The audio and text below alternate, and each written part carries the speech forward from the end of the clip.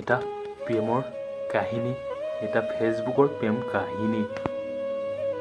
আপোনালোকে সকলো প্ৰেম কাহিনীবোৰ চাবলৈ হ'লে মোৰ চেনেলটো আপোনালোকে ছাবস্ক্ৰাইব কৰি দিব আৰু বেল আইকনটো দবাই দিব। তেতিয়াহ'লে আপোনালোকলৈ অহা নতুন ভিডিঅ' আপোনালোকে নটিফিকেশ্যন আপুনি পাই যাব। আপোনালোকৰ প্ৰেম কাহিনী আৰম্ভ কৰোঁ ব'ল। আজি প্ৰেম কাহিনীটো হৈছে আপোনালোকৰ ফেচবুকৰ প্ৰেম কাহিনী। এজন ল'ৰা, এজনী ছোৱালী। এজন ল'ৰাই ছোৱালীজনীক ফ্ৰেণ্ড ৰিকুৱেষ্ট পঠিয়ায় আৰু ছোৱালীজনী ফ্ৰেণ্ড ৰিকুৱেষ্ট কেঞ্চেল কৰি দিয়ে। ল'ৰাজনে আকৌ নেক্সট ফ্ৰেণ্ড ৰিকুৱেষ্ট পঠিয়ায়, আকৌ ছোৱালীজনীয়ে ফ্ৰেণ্ড ৰিকুৱেষ্ট কেঞ্চেল কৰি দিয়ে। তেনেকৈ কেইদিনমান যোৱাৰ পাছতে ল'ৰাজনে আকৌ ফ্ৰেণ্ড ৰিকুৱেষ্ট পঠিয়ায়। ছোৱালীজনী এদিনাখনে খং উঠি একচেপ্ট কৰি দিয়ে। একচেপ্ট কৰি দিয়াৰ লগে লগে ল'ৰাজনৰ ফ্ৰেণ্ড ৰিকুৱেষ্টটো একচেপ্ট হৈ গ'ল। তাৰপিছত ল'ৰাজনে দিনে দিনে হৈ গ'ল। কেইদিনমানৰ পাছৰ পৰা সকলো SMS কৰিবলৈ ধৰিলে। Good morning, good evening, good night, কি খবৰ তোমাৰ, সকলো সুধিবলৈ ধৰিলে। ছোৱালীজনীয়ে ফ্ৰেণ্ড ৰিকুৱেষ্ট পঠিয়াৰ পিছত SMS ৰিপ্লাই নিদিলে ল'ৰাজনক। কিন্তু ল'ৰাজনে বহুত ভাল পাইছিলে ছোৱালীজনীক, সেইটো কাৰণে ছোৱালীজনীয়ে ফ্ৰেণ্ড ৰিকুৱেষ্ট কৰিছিলে বুলি ভাবিছিলে ল'ৰাজনে। কিন্তু ল'ৰাজনৰ SMS ৰিপ্লাই নিদিলে ছোৱালীজনীয়ে। ছোৱালীজনীয়ে বহুত ইগনৰ কৰি গ'ল। ছোৱালীজনীয়ে এদিনাখন ভাবিলে, তাৰপিছত ভাবি কিনে ছোৱালীজনী SMS কৰিবলৈ ধৰিলে। SMS কৰিবলৈ তাৰ কেইদিনমান পাছৰ পৰা তাৰপিছত সকলো দুয়োজনে ভাল বন্ধু হৈ গ'ল।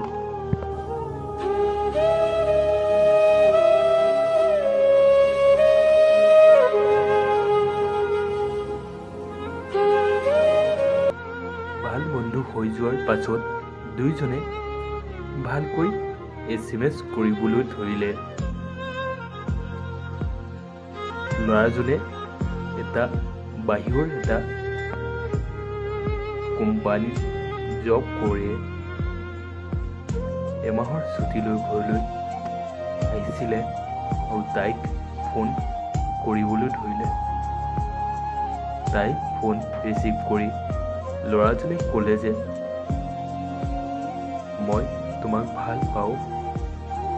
ছোৱালীজনী অবাক হৈ গ'ল, কি কথা কোৱা, মইতো তোমাক লাইকেই কৰোঁ, তোমাক মই ভাল পোৱা হ'লে তেনেকৈ মই তোমাক লাইক নকৰিলোহেঁতেন। ল'ৰাজনো অবাক হৈ যাবলৈ ধৰিলে। ছোৱালীজনীয়ে ক'লে, তুমি যদি যোৱা মই তোমাক বহুত মিছ কৰিব পাৰোঁ। তোমাক আগলৈ কেতিয়াবা মই সুযোগ দিম আৰু তোমাক মই জনাম। বাৰু। তেনেকৈ পুল একমাহ গুচি গ'ল। নাই কল, নাই SMS, নাই ফোন কলৰ একো নোহোৱা হ'ল। তাৰ পিছতে ছোৱালীজনী তালৈ মনত পৰা হৈ গ'ল। তাইৰ মনৰ মেছেজবোৰ, ল'ৰাজনে দিয়া মেছেজবোৰ সকলোবোৰ মনত পৰিবলৈ ধৰিলে আৰু আমনি কৰিবলৈ ধৰিলে। ল'ৰাটোৱে কোৱা কথাবোৰত আমনি কৰিবলৈ ধৰিলে। ছোৱালীজনীয়ে তেনেকৈ বাট চাবলৈ ধৰিলে। নাই খবৰ, নাই SMS ল'ৰাজনৰো। সেইদিন ধৰিলে ল'ৰাজনৰ SMS নাই, একো খবৰ নাই। কেইদিনমানৰ পিছতে তাৰপিছত তাই ল'ৰাজনৰ ফোন আহিব বুলি বাট চাবলৈ ধৰিলে আৰু সকলো কথাবোৰ SMSবোৰৰ কথাবোৰে আমনি কৰিবলৈ ধৰিলে ছোৱালীজনীক। তাৰপিছত এদিনাখনে বাহিৰৰ পৰা এটা কল আহিলে ল'ৰাৰ কণ্ঠত। ছোৱালীজনীয়ে ফোন ৰিচিভ কৰি ক'লে যে, হয়, কোন হয়নো? মই নয়নৰ বন্ধু হয়। কোৱাচোন। মোৰ নাম হীৰক হয়। নয়ন নাই নেকি? কিয় কোৱা নয়নৰ কথা? নয়নে SMS কল ৰিপ্লাই একো নকৰা হৈ গ'ল মোক। নয়নৰ কথা নক'বা ঐ। নয়নে আপোনাক বহুত ভাল পাইছিল ঐ।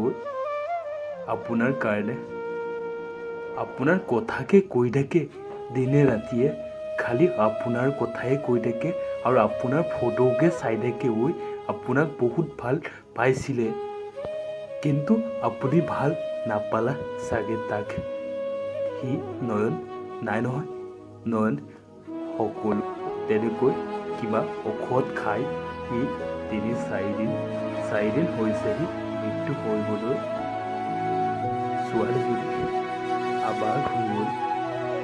ছোৱালীজনী আবাগ হৈ যায়।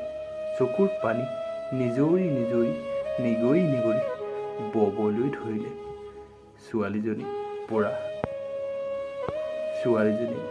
কান্দিবলৈ ধৰিলে বহুত দুখত আৰু বহুত বেয়া লাগিলে। সকলো SMSবোৰ সকলো মনতেই থাকিল আৰু জীৱনত থাকিব। আৰু ল'ৰাজনে ক'লে, নাই, আপুনি সেইবোৰ এটা মিছা সপোন বুলি আপুনি ভাবিবা।